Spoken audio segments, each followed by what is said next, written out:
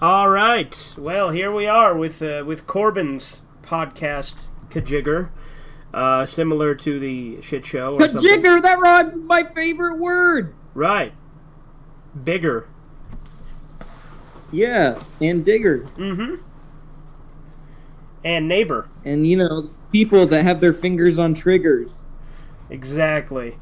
But this will be kind of like the first episode of the shit show we did years ago, where we talked about horror. So I don't know, do you want to start us off, Corbin, or should I start us off with something? Because your show. Well, what if I just, thought about it for, 15 minutes and wasted our time? I mean, that seems pretty legit. You can talk about something first. Well, I mean, before this, I just got finished helping you edit that Doom video where we were talking about the Doom series being horror. So I guess I can talk about that for a minute. When I was a kid, I always thought of the Doom games as horror games, because I remember, like I said, I started with Doom 3. And I remember I bought the Steelbook of Doom 3 on the original Xbox that came with Doom 1, 2, and 3 on it. And I still have that to this day. That's my original copy of Doom 3.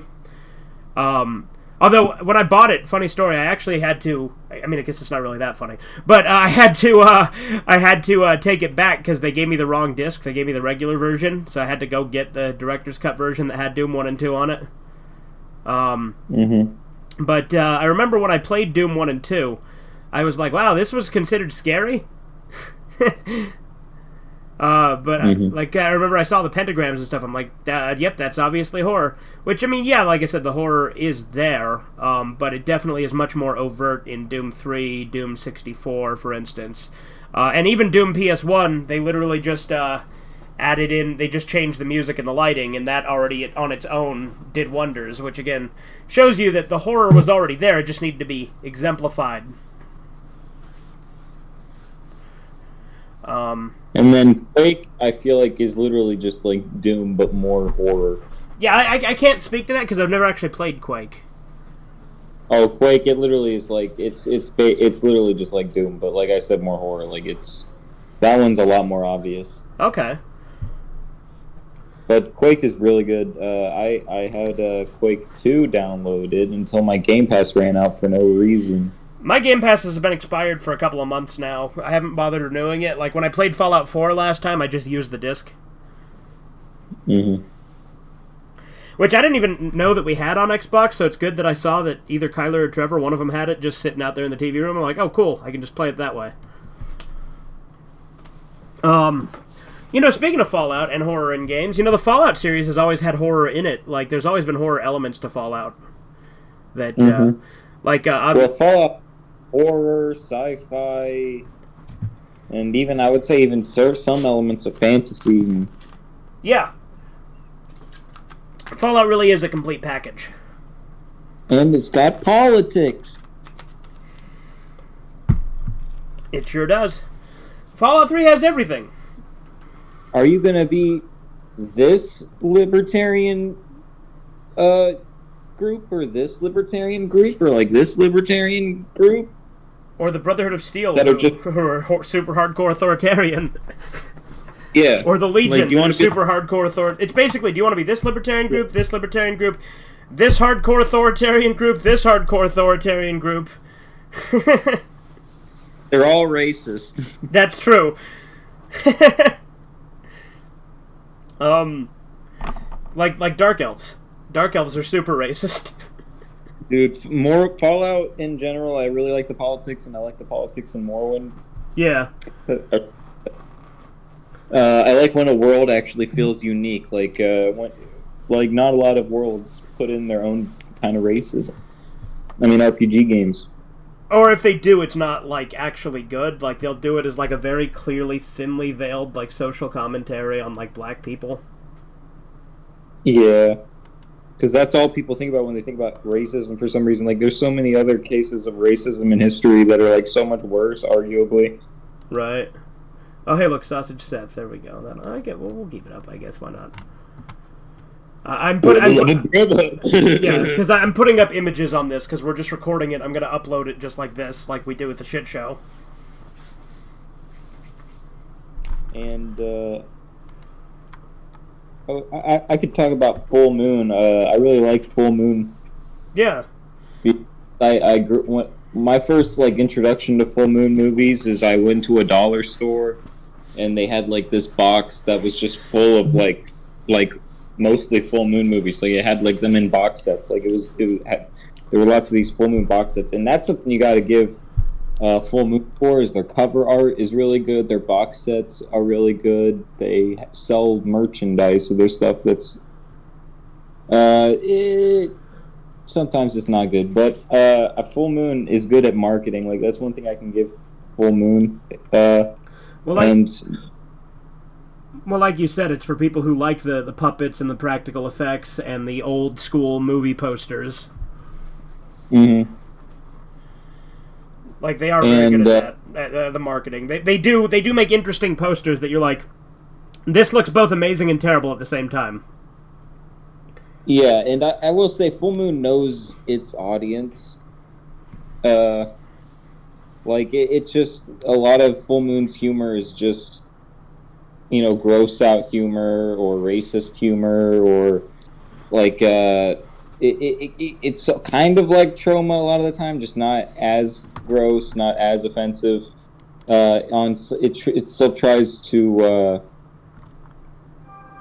it tries to be more horror than Trauma does. It still tries to be, and a lot of the times the effects in Full Moon movies are really cheap, but the puppets always turn out pretty good. Actually, I really like the puppets in Full Moon. Yeah. Well, that's the one thing that I think worked with that movie Hideous, which, by the way, the movie sucked. Like, I was nostalgic for it because I remembered the beginning, but rewatching it, I'm like, that movie sucks dick. Like, it's really boring. That are just genuinely terrible. Like it's not even, like, terrible in a fun way, it's just boring. Yeah. But, like, Full Moon series, like Puppet Master, Subspecies, the first Demonic Toys, and Witch House, and what's that one? I always forget the name of the one that has the mannequins. Tourist Trap. It's called Tourist Trap, and the villain in Tourist Trap is actually played by the Rifleman. Oh, okay. I gotta say, out of all the Full Moon movies we've watched, I still say Head of the Family was my favorite. I really liked Head of the Family. Yeah, Head of the Family is a good one. We still need. I want to watch Evil Bong. Right. And I mean, I've seen it already. Obviously, I've seen the first three Evil. Well, no, I actually haven't seen the second Evil Bong. I've seen Evil Bong 1 and Evil Bong 3. Gotcha. And Evil Bong. Right. Speaking of Full Moon and Troma, I would say Troma is my favorite independent film studio. I love Troma. Like, they do what Full Moon does, but they do it good. Like, there are still bad... Yeah. There are still bad Troma movies, don't get me wrong. There's still Troma movies I don't like and are boring. But I think Troma is more hits than its misses, whereas Full Moon is very, very mixed bag. But, like... Troma also has, I feel like, a lot more heart into it. Like, it's actually, like, independent directors making fun, cheesy movies, whereas Full Moon, I don't think they really care about it. I think they're just shitting out schlock.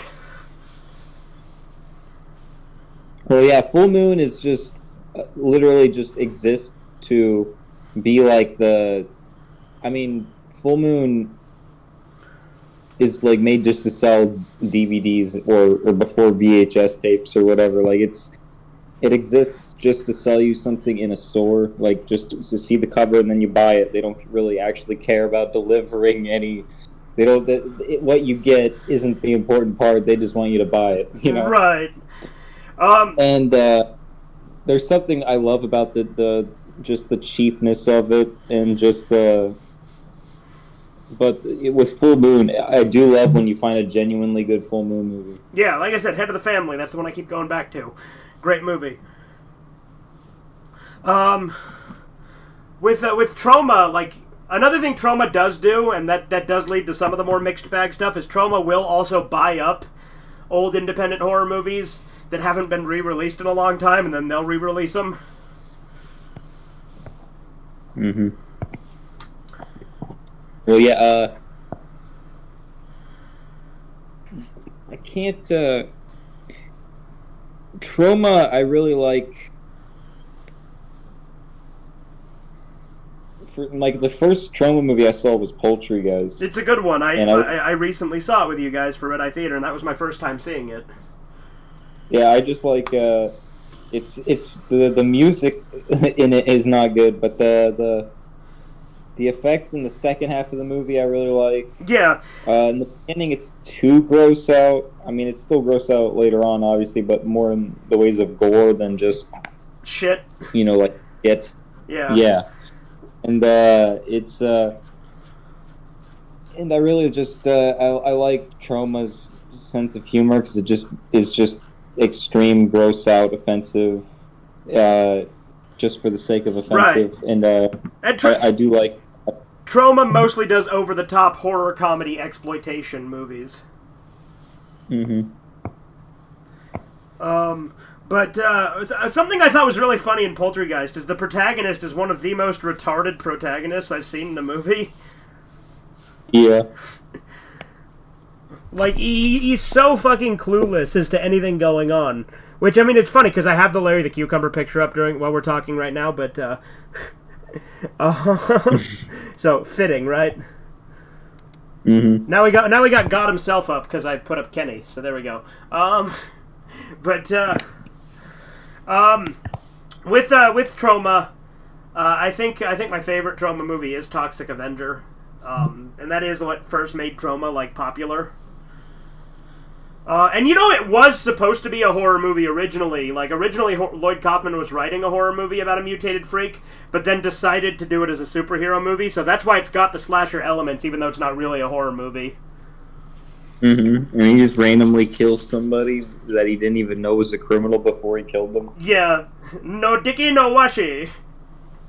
It is funny, though. He just picks up this little midget lady and throws her in a washing machine. Yeah. And then makes a racist Asian joke. And then Cannibal the Musical was another one I saw. And Cannibal the Musical's great. And that one, the songs are actually good. Yeah. And you know what? I just go ahead. What's the best song in that movie? I mean, I am a big fan of Spadoinkle Day, but I do think I do sing Hang the Bastard the most. Yeah. Hang the bastard, hang him high, hoist his body to the sky. There's a song that got cut from the movie. What is it? It's called Shatterproof. It's a scene where he's in, like, the bar, and, like, the town are coming to, like, arrest him, and he starts beating the shit out of everyone. Mm-hmm.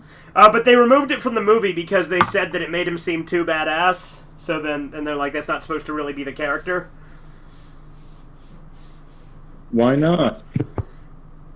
They just said it wouldn't make sense that he would need help to get out of that situation if he was really such a badass.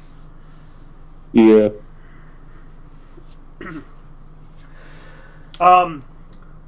What do you think is, like, the genuine scariest movie you've seen? That's a really tough question, especially with my sensibilities changing so much and the fact that movies don't really scare me like they used to. I would say on an objective level, probably John Carpenter's The Thing. Yeah. That one's, that one when I saw that one as a kid, it did freak me out a bit, just the idea of, people being, I mean, like, even just, like, Invasion of the Body Snatchers, or just that concept in general, people being replaced, or the idea of, like, I mean, I know that The Thing isn't really about, like, an evil clone, because it kills you before it... Uses your body as a meat puppet, effectively. Yeah. But like, the concept of, like, something that looks like you that isn't you is terrifying, or, like, something that looks like a family member of yours that isn't, and, like, is using that shape or whatever to lure you or something. Yeah. When I was a kid, movies that scared me, like, varied. Like, I remember one movie that scared me as a kid was, Well, when I was a lot younger, when I saw Halloween 6, that scared me because I was stupid. Oh yeah, I'm glad else is in this. What's that? Oh, Chris Chan. Oh yeah, there he is. What's up, Stormy? We're doing a video for Corbin's channel. We're talking about horror. Oh, no way. Sweet. Yeah. You have anything to say about horror? My personal favorite horror movie is the Thing from 1982. That's great. We were literally just talking about that. I love that movie so much. I rewatch it every Halloween. It's up there with the greats. Yeah, I honestly think it's probably a 10 out of 10. It's like, I think that's the movie 10 out of 10 I can think of. Like, you gotta think about all the other movies from, like, 1982, and how this is, like, one of the few that's still being talked about today. Yeah, exactly. And it's another prime example of a remake better than the original, because The Thing from Another World from the 50s is just a B movie. Yeah, exactly. I forget. I actually, don't Jerry Seinfeld being in that movie. Okay, Corbin, very funny.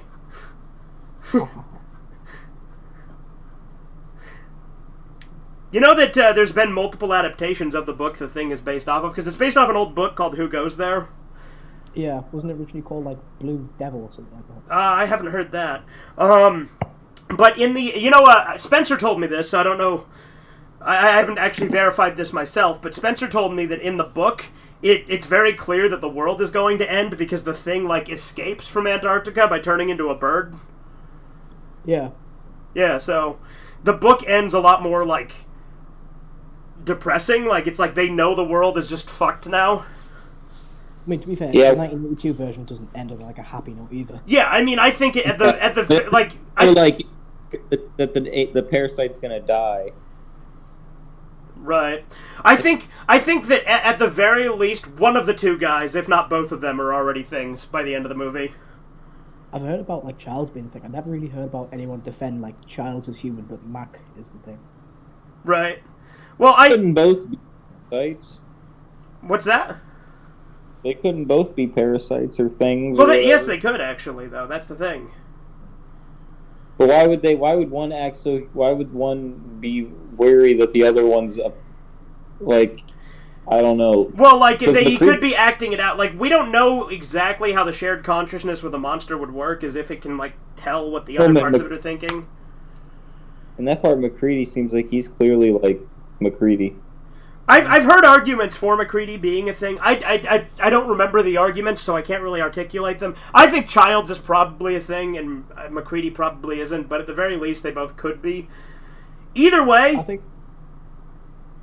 Like, it doesn't end on the happiest note. Yeah. I think, in my personal way, I like to look at it as, like, neither of them are the thing. Right. And it ends with both of them dying in the cold, not... Right. Yeah, exactly. That's another... Like, no matter what, it doesn't have the happiest ending. Yeah, there's no, like... That would actually be the best, like, tragic ending, is if they're both just human and they die there. Yeah. Well, have you heard about the video game? I've played it briefly on stream, but I never got that far in it. Supposedly it's meant to be like an actual canon and sequel. Yeah. And that both are human because you can see Child's dead body. Right. And, yeah. McCready is talked.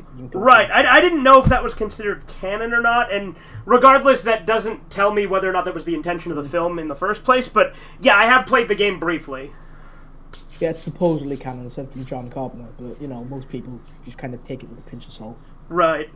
But no, the Thing from Another World from 1956, the monster is mainly just like this bumbling, like Frankenstein monster type creature, and it's like a mutated carrot. Yeah, I've seen a mutated. Yeah. Have you ever seen? There's actually another Thing movie that a lot of people don't know about called Horror Express. Have you ever seen that one? I've never heard of it actually. It's starring Christopher Lee, and it takes place entirely on a train. And it's much more similar to the Carpenter version than it is to the 50s version. And it came out in like the 70s. Oh. Interesting. But yeah, so basically it starts with them digging up this weird creature in, I don't know if I think it's in like China or somewhere, but it's still like frozen. And then they bring it on the train and they're taking it with them, and it starts to like take over people and stuff, just like in the Carpenter version. It's a little bit different. It doesn't like have the assimilation quite the same, but it does like possess people more or less. I see. It's actually really good. I'm surprised how little known Horror Express is, because like I said, it's an adaptation of the book The Thing is based off of, but it's starring Christopher Lee, one of the biggest actors of all time. It literally stars Count Dooku and fucking Dracula. Yeah. If I made a horror movie adaptation of what's the Lovecraft story? I get the title confused with the movie that has a similar name. Is it In the Mountains of Madness or At the Mountains of Madness? It's At the Mountains of Madness. Yeah. At the Mountains of Madness. If I did like a horror movie adaptation of that, I would make like references to The Thing and like do certain effects similar to The Thing. Yeah. I think we need a good Mountains of Madness adaptation, because we've had a bunch of Innsmouth adaptations. I think Innsmouth is the one that gets adapted. Which, I mean, granted, Shadow over Innsmouth is my favorite one, so I like that it's been adapted the most, but I would like to see an At the Mountains of Madness adaptation that's actually good. And Full Moon adapted a lot of H.P. Lovecraft stories. Oh, did they? Did they do Reanimator? That's listed under Full Moon. Really? I did not know that, because I own that, but I haven't watched it yet. Because there's a lot of movies that aren't really made by Full Moon that are just listed under Full Moon for some reason. Well, I mean, maybe it's like Troma. Like I said, Troma will buy up the licenses to old horror movies and like resell them. Because like Full Moon, and it has like these movies that are like sort of like they definitely feel like Full Moon movies, like Reanimator and Troll and Troll 2 and Ghoulies. Like these aren't Full Moon movies, but they do feel a lot like Full Moon movies and are listed under them now. Okay. We need to watch the Nicolas Cage Color Out of Space one of these days for Red Eye Theater, because that movie's really good. Yeah. Nicolas is definitely my top 10 favorite actor. Yeah, Nicolas Cage is great. So when we watched Dracula for Red Eye Theater, that was my first time seeing that version of Dracula. People call that the original. It's actually technically the third Dracula movie, because there was actually one before Nosferatu, and then there was Nosferatu itself. But this one's the Bela Lugosi one that everyone knows about. Like the one before Nosferatu is actually lost, so this is the second one that you can find. But Nosferatu obviously didn't have the license, so that's why a lot of people don't count it, or they don't know about that, or they just call this one the original Dracula out of convenience. I don't know, because it was called Dracula. But I like really good movie. We should watch Nosferatu as well this month sometime.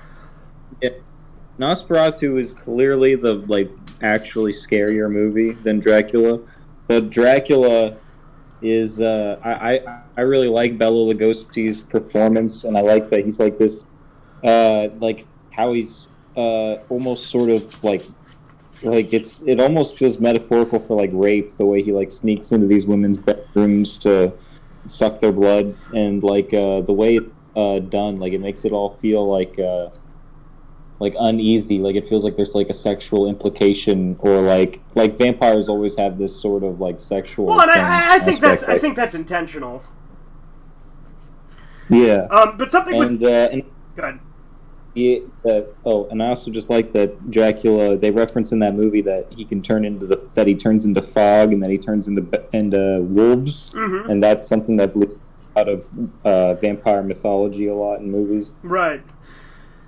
Another thing I really liked about that movie was how run down and decrepit his castle was, because usually his castle is depicted as really nice and elegant, but in the Lugosi movie, it's all run down and filled with spiders and stuff.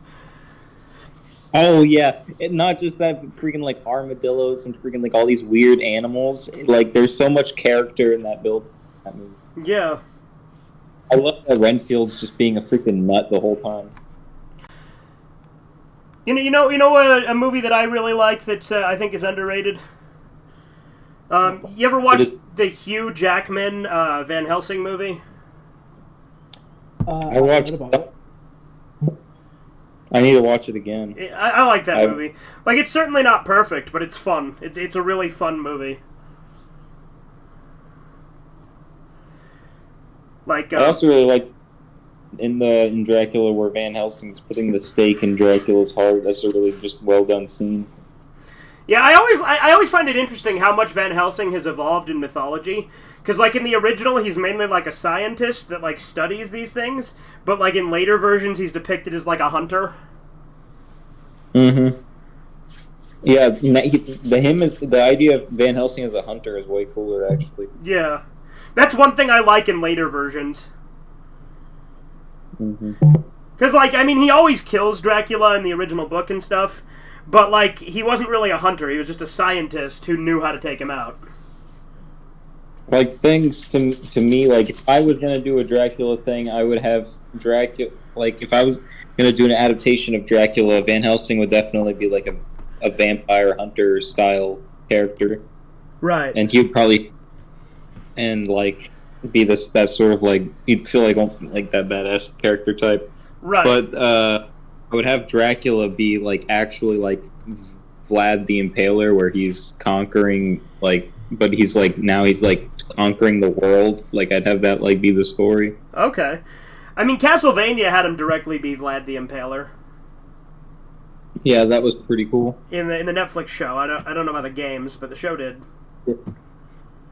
Yeah. I never watched the third season of the Netflix show, but I liked the first 2 seasons. Yeah. And, it sucks though because I feel like it would make sense that at the end of every season Dracula they would kill, like they should have done it where at the end of every season they have to kill Dracula again, right? Like the games. Instead they just kill off Dracula like permanently. Because you know that the show is only based on Castlevania 3. Like that's what it's based on. And Castlevania 3 is not even like in my top 5 Castlevania games. I mean, it was the one that I think it was the one that introduced Alucard though. I'm not sure. I think Kid Dracula is Alucard. Okay. Did that come before Castlevania 3, though? Yeah, I think that came out around the same time as, like, the original, like, not long after the original Castlevania, but I'm not sure. Okay. Yeah, the reason I never watched the third season is because I heard that they had, like, a really gross, like, gay sex scene with Alucard. Yeah, it would... That whole, like, subplot where the people are, like, manipulating Alucard, I guess, or something. Like, they're trying to, like... I don't know what it is. Like, they're trying to, like, win him over and, like, live with him, and, like, they're having sex with him all the time and, like, trying to be his friends. And it's really weird. And then, like, they try to kill him, and I have no idea what that subplot was even about. Like, they didn't even need to do that subplot. Right. But, you ever seen Shiki? No, what is that? It's an anime about this village that gets attacked by vampires. It's really good, actually. It's one of my favorite horror animes. I've been so obsessed with vampires lately. I'll watch anything with vampires. Tell you what, we should start Shiki for Red Eye Theater sometime. Because I really like it. Like, it's... And also, like... Basically, like, I'm not going to spoil it. I mean, then again, I know you don't care about spoilers, Corbin, but... Basically, yeah. Like, everybody dies. Like, it is not happy at all. Like, and it's interesting, because the first, like, half of the series, it's genuinely terrifying with the vampires, but then the second half of the series, it's told from the vampires' point of view, and actually you feel scared for the vampires as the humans just go around, like, brutally killing them without even thinking about it. Mm-hmm. It's really good. Shiki, I think, is, like, one of the best horror animes. Like, it's still not perfect, but I really like it. I remember Danny didn't like it because they kill off characters like nothing, like a lot. Like, pretty major characters will get killed off, like, abruptly. Not in a show, though, because then you never know what to expect. Like, if your favorite character actually probably might die. Right. Yeah, we should do Shiki. We could start today, even if you wanted. We will have to see. Yeah. We should do something today, though, if we have time. I don't know, or Nosferatu or something, but... Because I would like to do something horror-y. But, yeah. I mean, granted, that's why we're doing this, right? We could do more if we're gonna do vampire stuff. We could watch some of that Shigiri thing, and we could watch maybe some subspecies full moon movies, and Okay. Do like a vampire marathon. Yeah. Yeah, that's actually a good idea, and we'll have Nosferatu in there at some point too. Nosferatu. Also, they have the remake of Nosferatu on Tubi as well. Yeah, Nosferatu the vampire. Mm-hmm. Have you I don't know if it's good. Have you ever seen that movie about Nosferatu? It's like, I forget what it's called, but it's like a movie about the making of Nosferatu. Like it's a horror movie because it's about making it but using a real vampire to make the movie. Yeah, that movie I want to see too. Yeah, I saw part of it. This is a Nosferatu vampire. What's a Nosferatu vampire? In the Stephen King movie, like Salem's Lot, I think that's what it's called. Yeah. Well, I'd watch all. You know that vampire shows up in the Dark Tower series in the books. That's pretty cool. I love the Dark Tower books. The movie's terrible, but I love the books. I'm gonna have to read that. I want to read it again. That book's so stupid. I'm like 300 pages into it. I need to finish it. But it's like a 1,500 page book. There's so many insane things that happen in that book that when I read, I'm like, why was this included? Like the sewer orgy with all the underage kids fucking the one girl. Yeah, or just talking to a giant ass turtle. Right. It's a weird book. And like the way they defeat Pennywise is like, not afraid of you anymore. You hear that? I'm not afraid of you anymore. Ah!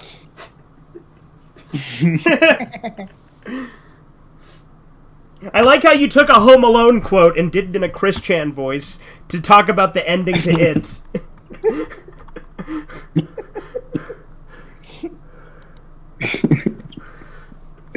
No, it is so stupid. Stephen King is retarded as hell. He definitely did drugs. Well, I mean, look, Maximum Overdrive is the one of his movies that he directed.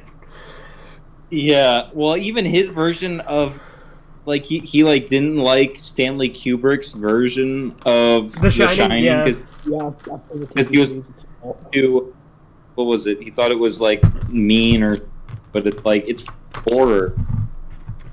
It's a scary movie. Yeah, so then he did like his own 5-hour version of it. Yeah, and I watched that before I watched Shining, and then when I watched the actual original Shining, I'm like, oh, Stephen King sucks. Like, look, I love Stephen King's work, but I do think that the movie adaptations probably are usually better. Like, Stanley Kubrick is a god of directing movies. Mm-hmm. Like, it's nobody single better director than Stanley Kubrick. Yeah. You guys know that you guys know that he dedicated it to his kids? That's weird. Well, the wording's really weird too, because he says some shit like the magic is real, and it's like, you had a bunch of kids fucking in this book, and you're saying that to your kids about it. Yeah, I was going to bring that up. It's kind of weird he dedicates the book where kids have sex to his kids. Yeah. And not just that, but all the kids have sex in the sewers with one girl. And in like a row. it describes it in like really graphic detail too. I don't think she has enough holes for that. They just one after another. They run a train. Wow, yeah. And like they go into detail of which characters were able to make her orgasm and stuff too. And again, might I remind you that she and all the kids are like 11 at this point. Nah, that's a felony. That's a felony.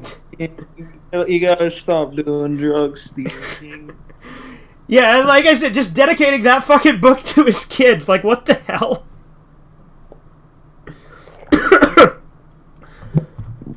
Like, you can understand why all of the adaptations of it have left out that scene. There's only one thing weirder than that. Oh yeah, what's that? People who like Jane more than Kenny. I'll bring it up in every conversation. So help me God. Yeah, of course. Too bad you weren't here when I had Kenny up on screen for this video, because Kenny was up on screen for part of it. Man. Oh, cool, I got Jar Jar Binks' dad committing suicide on the screen now. I'm just going through whatever images I randomly have here in OBS to throw on the screen. What? Yeah, do you not know about Jar Jar Binks' dad who killed himself?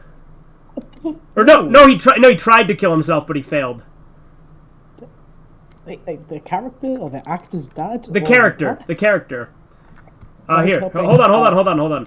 So his name is George R. Binks, and he tries to kill himself because his son is too annoying. Like, this is actually like from like official stuff too. This was canon pre-Disney. Like, see, there you go.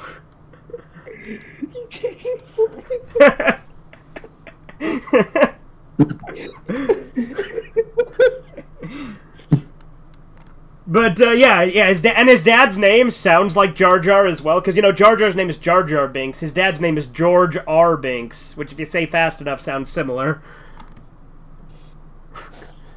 He tries to kill himself. Let's kill this lad. And he literally does it just because of how much he hates his son. Yeah, I mean, he's like the actual original Star Trek trilogy on VHS tape at a flea market recently. Oh, by the way, like so his wife's like, "No, George, don't do it. We can get off this island somehow. We have so much to live for. Think of your son." And then that's when he tries to kill himself. He thought about it. The way that he's got like the gun in the first picture reminds me of Sonatine, with that part where Takeshi shoots himself in the head while he's smiling in that dream. Mm-hmm. Remember that thing I drew of Takeshi with the gun? Maybe. I knew you drew a fish blowing its brains out. Oh yeah, that's what it was. What was that? Yeah. A fish hold a gun. That's because that's what I had him draw, because in the movie Sonatine, in the intro to the movie and on the poster for the movie, there's this Napoleon fish. I don't know if you know what a Napoleon fish, but it's this giant ass weird looking fish. And like there's a Napoleon fish on the case to Sonatine with like a spear going through it. And it's not in the movie, but it is in the intro because it's like the logo, but it's there to like contrast like the beauty of the fish with death. And it's also like a commentary on the fact that Napoleon fish are like endangered now or something. But like so since the Napoleon fish is on the poster, and since Takeshi shoots himself in the head in the movie, I had Corbin draw a picture of a fish shooting itself in the head for the thumbnail for my review of that movie. As you do. Yeah, right now, I'm working on that Kenny video final, and I need points that people would make as to why Kenny is bad. Well, what have you got so far? Did you get, I haven't got the datification of games yet. You haven't what? I haven't got the datification of games yet. Okay. Well, another thing people always say is that, like, something that's just not true is they'll like, for instance, in that We Don't Talk About Kenny video, one thing they always say is that, Kenny in Season 1 was a great character, but then they criticize him in Season 2 for getting mad at you if you don't always do what he wants, but that's actually Season 1 Kenny. Season 2 Kenny is much more forgiving. But yeah, it kind of makes sense, because in Season 1 you're playing as a grown man, and yeah. Season 2 you're like an 11-year-old. I would say that another point people make about, like, for me it was easier to counter points when I was actually doing the response, because I had the points right there. Like, I did counter some when I did my original, why Kenny is the best Telltale character video. But there's a line, something I think a lot of people overlook is, like, they'll say, oh, Kenny's manipulating you this whole time, but it's like, no, that's Jane manipulating you. Like, and if you look at it, everything she does in the 4th and 5th episodes is literally trying to manipulate you.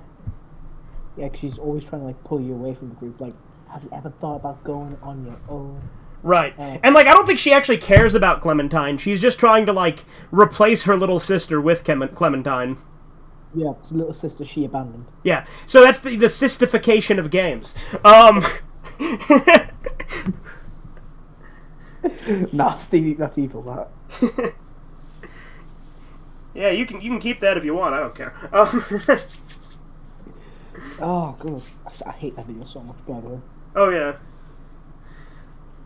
I'm trying to But think Walking Dead 2, I honestly do think Walking Dead 2 is the better game. Like, I think Kenny's better in the game. I think that the game is actually more depressing, stressful, just because that you are playing a little girl. Well, And, like, everybody's always putting pressure on you in the game when you're playing a little kid. I think that season 1 has a better cast of characters overall. That's the one thing I would say is, like, I mean, I love season 2, and I think season 2 is depressing, and I love the theme that your choices don't matter. Like, people use that as a criticism, but I use that as a defense because you're a little girl. I also love that, like, you can, like, be a little girl who's says evil things. Yeah. I think season 2, because of how rushed it was, it does have some flaws, like Rebecca just randomly becoming nice later on for no reason. Yeah, you didn't even... rivalry between like Kenny and Luke, and then Luke just dies, and then all of a sudden it's Kenny versus Jane. Right. It would have been so awesome if there was an option to side with Carver. Yeah. Yeah. I'd love a side with Carver option. I'd do that in a different playthrough. No, Telltale, if they made, like, more choice and, like, really fleshed it out, those games could be fucking amazing. Like, I mean, they're already great. Like, I love the Telltale games, but they're more interactive stories than actual games, obviously. Yeah. But if they put in even more element of choice and just went all in, like, with, like, a huge budget and just did that would be great. Or if they did, like, a Season 3 that was completely contingent on your ending in Season 2... So they'd have to make like 3. Yeah, they'd have to make 3 different Season 3s, but I think that would be really cool too, you know? Yeah, that'd take like 12 years, but yeah. No, but like, what I'm saying is, like, you could even have them overlap and sort of become the same, but like have the first episode at the very least be completely different. Yeah, I get that, Because I think we can both agree, the way they half-assedly explain away your endings in Season 3 is fucking ridiculous. Just straight up like, I think it would... Kenny does RPG... I think it would make sense for RPG series to, since it's about making choices, if they make multiple different sequels to the game based on the different endings. Yeah, that could be fun. Yeah, I'd play something like that, like an RPG series that makes different games that are each based off different endings. So like split branched sequels. Mm-hmm. Like instead of doing 1, 2, 3, they do 1, 2A, and then 2B. Yeah. That could be cool. I think one ending in Season 3 that makes the most sense is Wellington, because like it makes just much more sense than, oh yeah, Kenny didn't put on the seatbelt, or Jane. Right. Well, that's why I view, if I'm counting Season 3 and 4 as canon, then I will count the Wellington ending as the like definitive ending to Season 2. Yeah, because Kenny can still be alive. Well, that too. That's a large part, but yeah. I also think it makes more sense with the characters just in general. Yeah, it also kind of hints at the New Frontier. It's like, I think it's a New Frontier who attack Wellington. I think so. And I remember, like, we disagreed on this, because I fucking love David in Season 3. David is one of my favorite characters. I fucking love him. I'm kind of, like, mid on David, but I prefer him over, Kate. Yeah, Kate, yeah. So, between them, David's my favorite, yeah. Well, yeah, like, obviously David is a flawed character, but I think he's the kind of guy that makes sense to emerge in that kind of world, especially since, he had the military background and stuff. Like, he makes sense. Yeah, it does totally make sense. And I also think that his motivation is much more logical than a lot of the other characters in Season 3. Honestly, most of Season 3 is just a blur for me. I actually, like I said, I was surprised with how much I liked Season 3. I liked it a lot more than I thought I would. Because I went in expecting it to be just crap, but I loved it. I'm still not going to play Season 3 or 4. Well, I don't like Corbin, like, the way I view it is I still like to think of the Season 2 Leave with Kenny ending as just the end. But I do like Seasons 3 and 4 as well. Mm-hmm. Although, it's funny, I was more gripped in Season 3 than I was in 4, and a lot of people are like, oh, 4 is, like, the best one. I kind of hate how, like, Fallout 4, I honestly kind of would have preferred if Fallout 4 just looked like if all the creatures just looked the way they did in Fallout 3 in New Vegas. Well, yeah, like, I feel like that's why I do those mods when I played Fallout 4. Yeah, to me, I just think that's canon. Except I do use the Institute Centaurs, because those are way cooler and look like the Centaurs from Fallout 1 and 2. Yeah. And also, I would like to have both versions of the Mirelurks. I think that they could just be different types of Mirelurks. Right.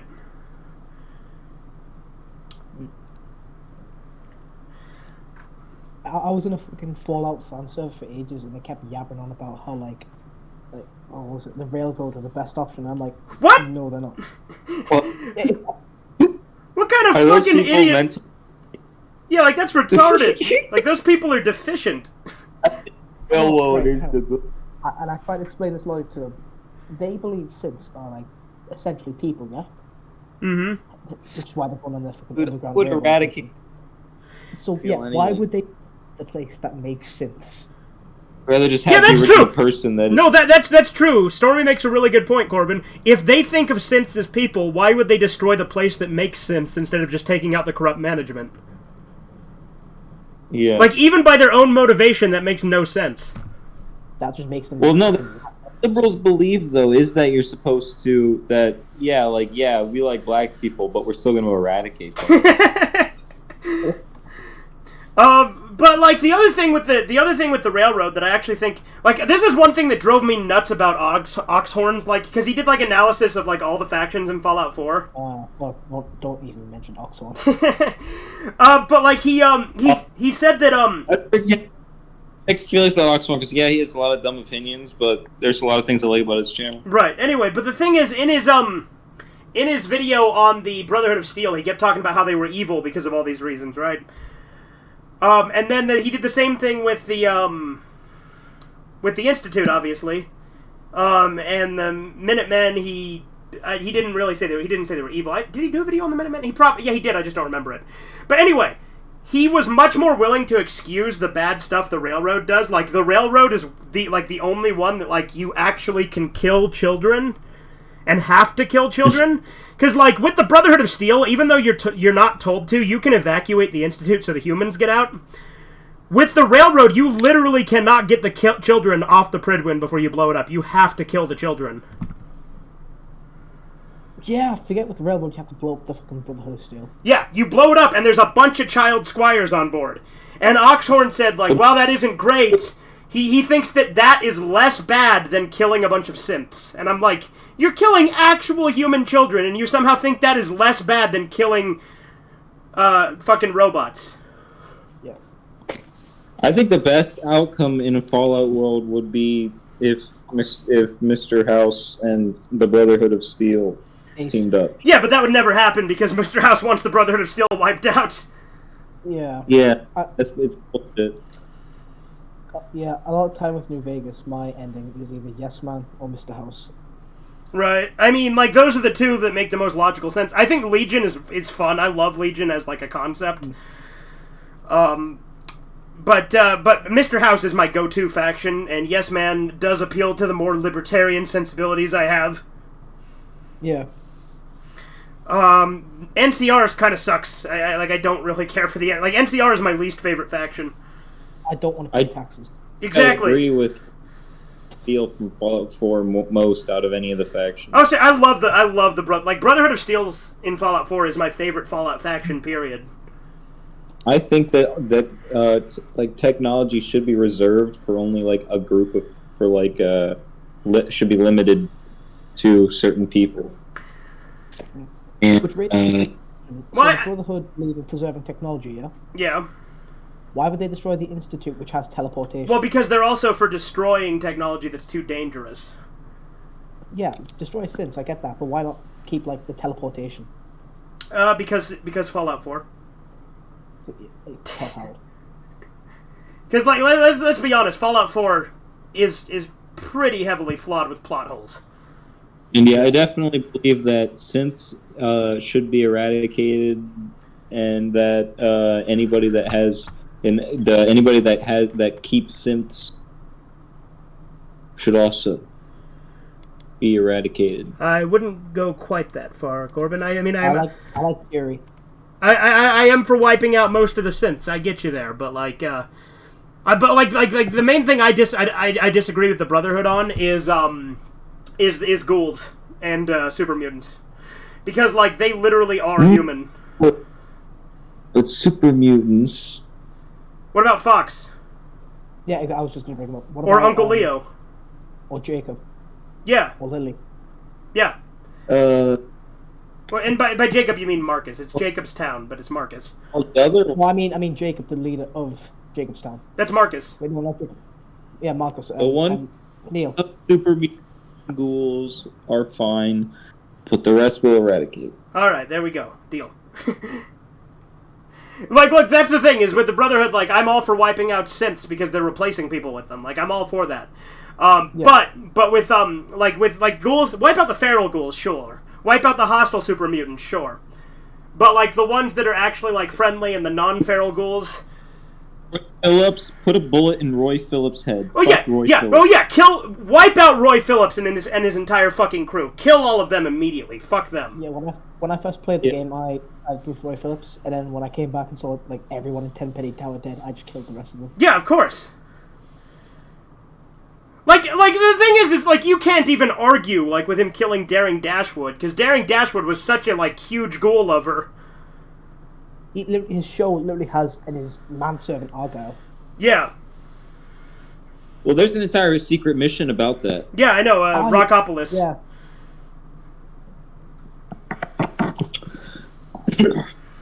But I love the horror elements in Fallout 3, and it sucks that I don't think any of the other games really get it as well as Fallout 3. Yeah, like it's still always there though.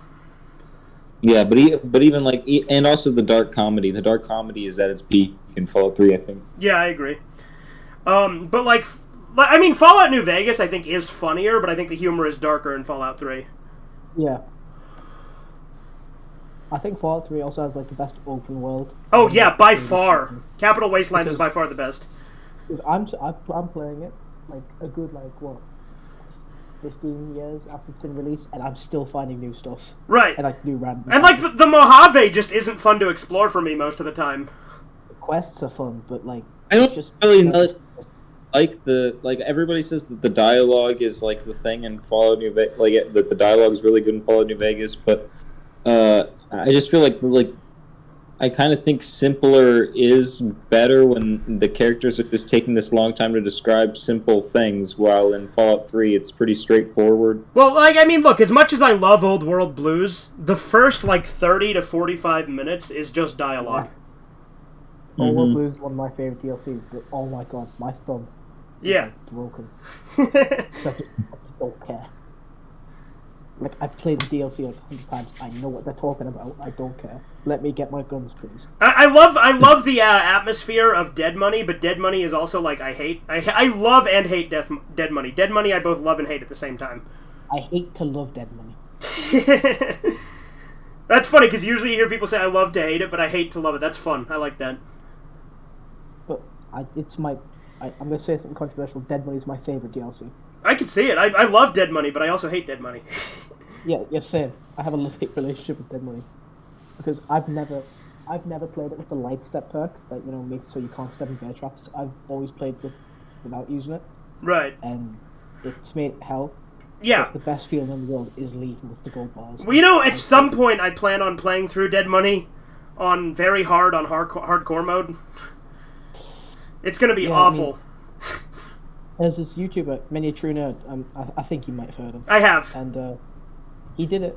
He played Dead Money where his HP was limited, so if he lost health, that health was gone forever.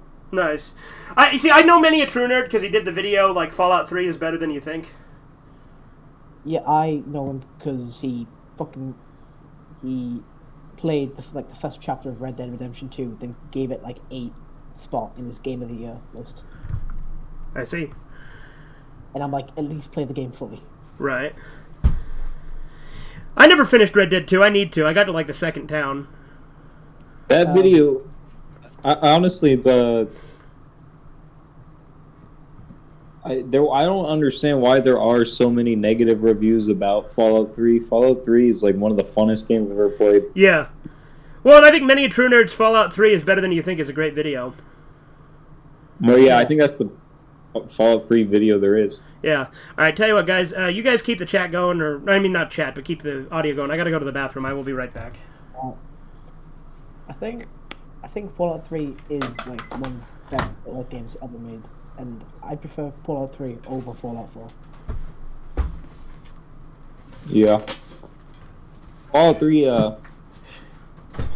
is probably the game played the most time. Yeah, I know Vault 101 like the back of my hand from all the times I've played it, and it's one of the things I have a love-hate relationship with Vault 101. I'll show you a real Tunnel Snake Armada. Great, the Tunnel Snakes are the best faction in Fallout. Don't even.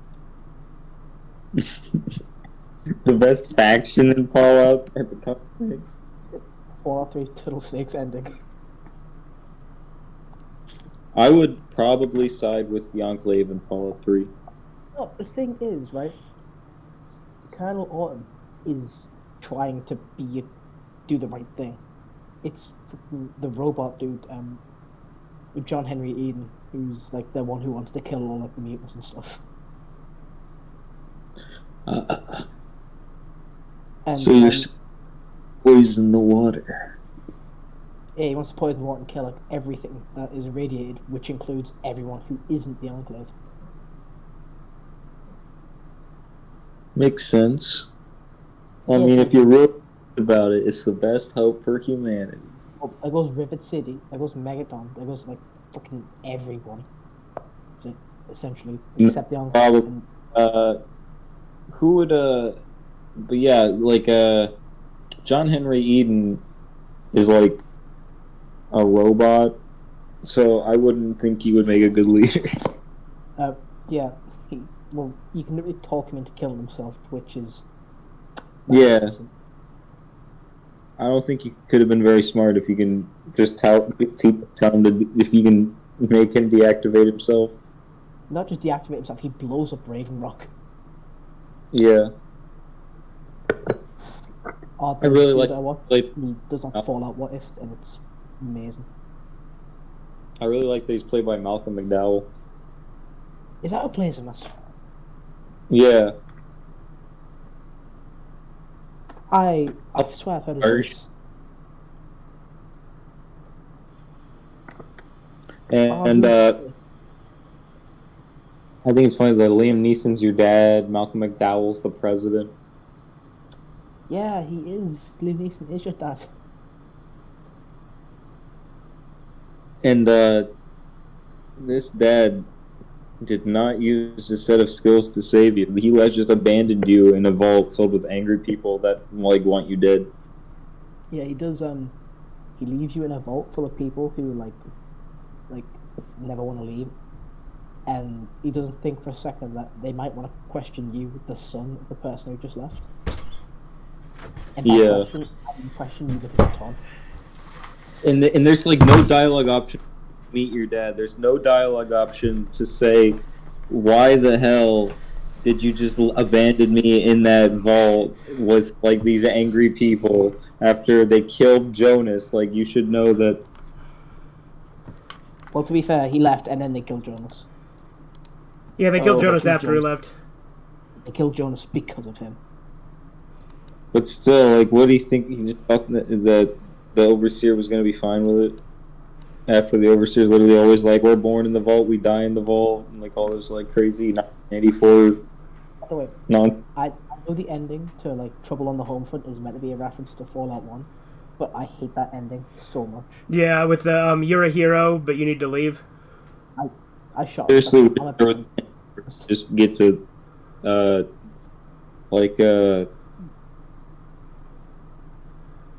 Amada has a very shapely figure. I wonder if I can fuck her in that mod. What the fuck? I should try. Yeah, your award. That should be your award with Amada. It might be. It might be in the mod I have. Do you have a sex mod? Yes. Of course you do. It doesn't have any nudity in it. It just has like the screen go black and sound effects like in New Vegas. Oh, well, that's fine. I've looked on Nexus. And like there is just straight up, just like. Oh yeah, actual porn mods. Yeah, well I don't have the script extender. Script extender won't work with my version of Fallout for some reason, so I couldn't even do something like that. I think that Fallout would have been better if Tunnel snaked their way with a mod. Okay, Corbin. I'll show you a real Tunnel Snake Armada.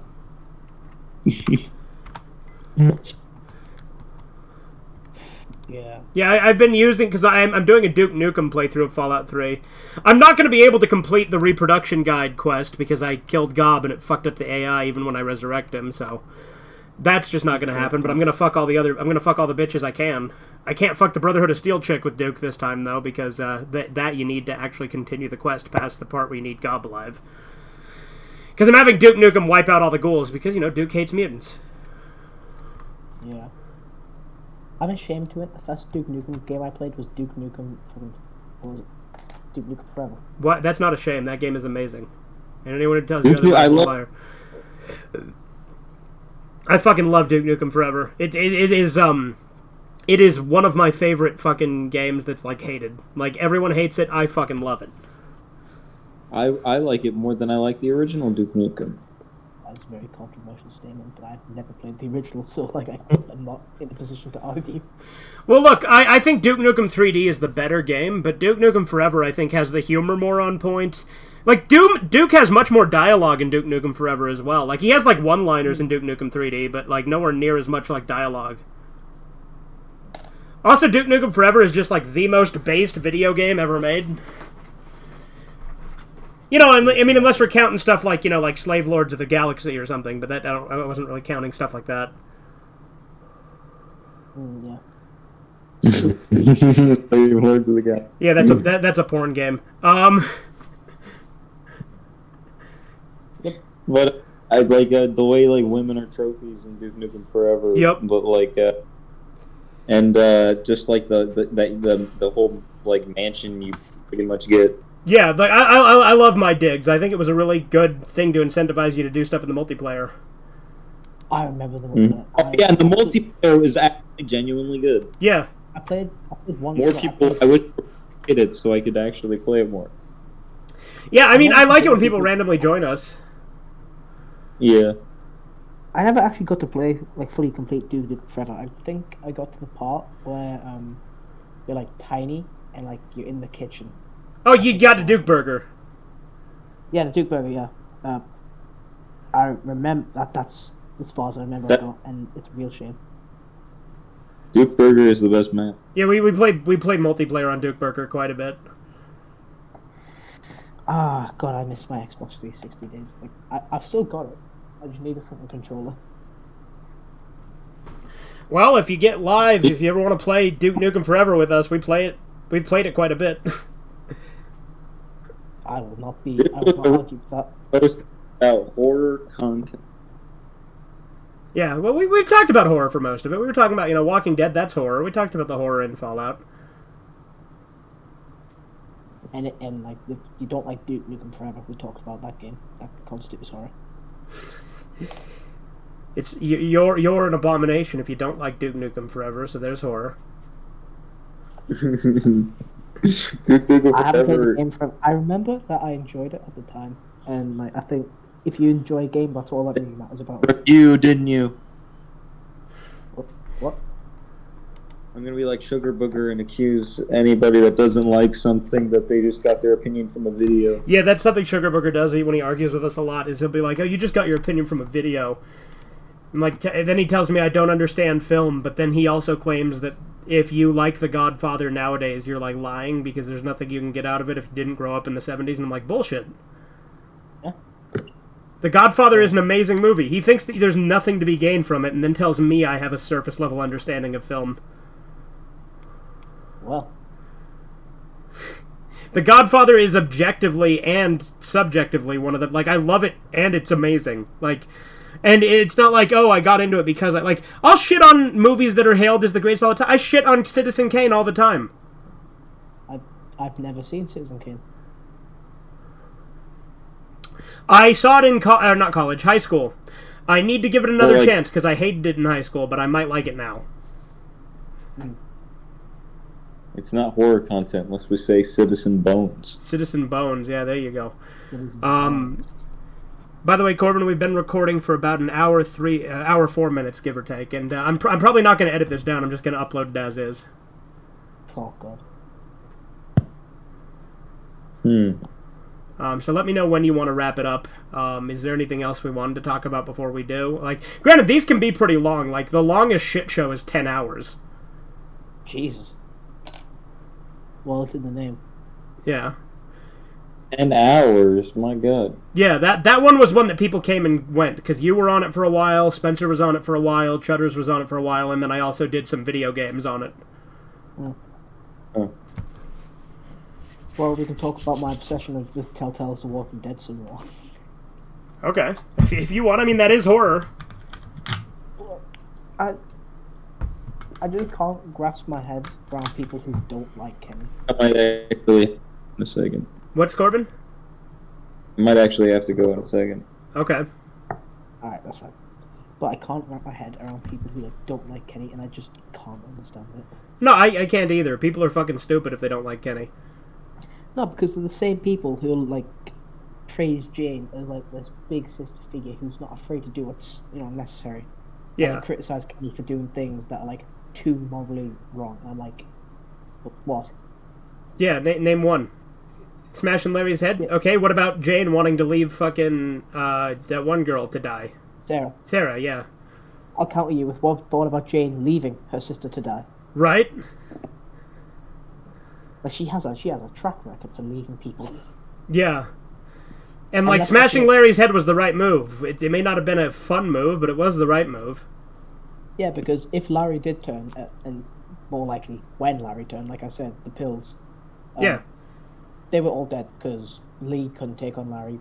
And then in closed space, there's a kid in there. Yeah, Larry's a big guy. He's built like a brick shithouse. And I quote from the Lone Savior himself: 6'4", 300 pounds, seriously pissed off dead guy. Yeah, exactly. Yeah, and they're not getting any help. The St. John's aren't going to go. Well, actually, they might. They might just purely because they want the food. Right, that's true. They might be like, hey, your meat's going to be tainted. But, you know what, knowing Danny, he might just save Clementine. Yeah, there you go. Yeah, I don't like Danny. You know, like they were going to explicitly have him be a pedophile in the game, but then they decided not to. I think most people just assume he is. Well, yeah, but like they were going to outright say it originally, but then they cut it. Yeah, true. I really like the stranger. Like the dude who takes Clementine. I really like him as a villain. Yeah, Ghostface. Fucking Ghost, what? Yeah, he's voiced by the guy who voices Ghostface in Scary Movie. Like, did you not know? Like, that's the same voice. What? No, you're lying. I'm not. Hold on. Watch. Let me show you. Let me fucking show you. Hold on. I don't believe you. Well, you will in a second. Hold on. Okay, I'm gonna play a clip from Scary Movie, right? And so you'll hear Ghostface's voice, and then I'll play the stranger. Okay? Alright. Alright.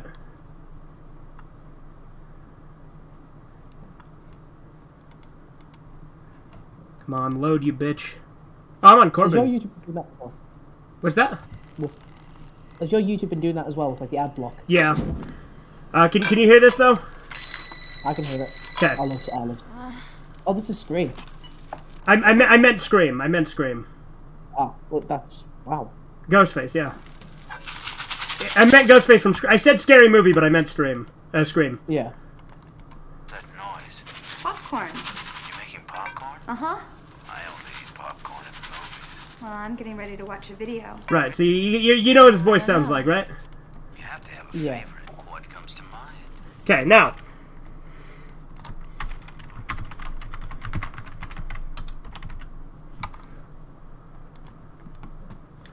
Alright. Now listen. Like I said, it is the exact... I mean, I also checked the credits, so I know I'm right, but... Hold on. It's easier to tell on the walkie-talkie. That's the walkie-talkies. But I think it's the same voice even when he's the guy. Like, even when you hear him in person. But, like, listen. No, episode 4 it was, or episode 3 it wasn't him, but episode 4 and 5 it was. Let me see. Like, it's weird, they recast him. Yeah, it's kind of, wasn't he voiced by like Roger, something like one of the dudes who play like Larry? Not Larry, like Andy St. John. Maybe.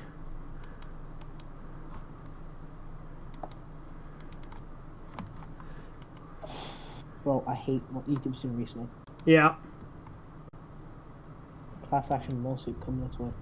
Okay, but like, listen. A woman named Lily. The first few months That's with her different, were no. good. She just wanted to keep her dad safe. I wasn't really there for her when she needed me. I'm not like you.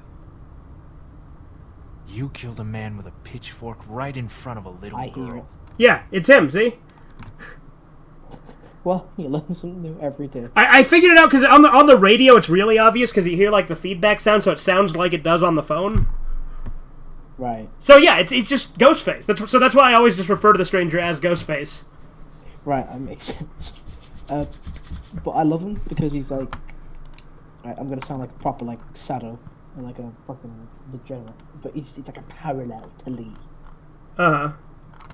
And like, it's like, right, I'm done with that nonsense. I just like him because he's kind of scary, like, intimidating, but also not.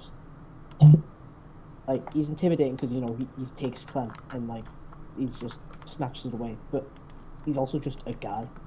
Yeah. He's not like a big guy. Like, he could be choked out by a Lee who's missing an arm, has been shot, and has been bitten 3 times. Yeah. Speaking of Scream though, I really like the first 2 Scream movies, and I like 3 a lot too, and I like 4 to an extent. But after that, I don't care for them. I'm gonna be 100% honest. The only time I watched Scream, it wasn't Scream. It was a scary movie. Nice. Scream 1 is really good though. Like, I genuinely think Scream 1 is like one of the greats. Yeah, I've heard it be like referred to as like one of the greats. I think Scream 1 is okay.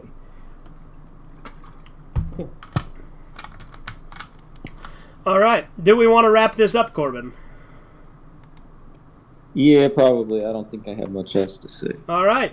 Well, guess that's all wrapped up in a neat little package.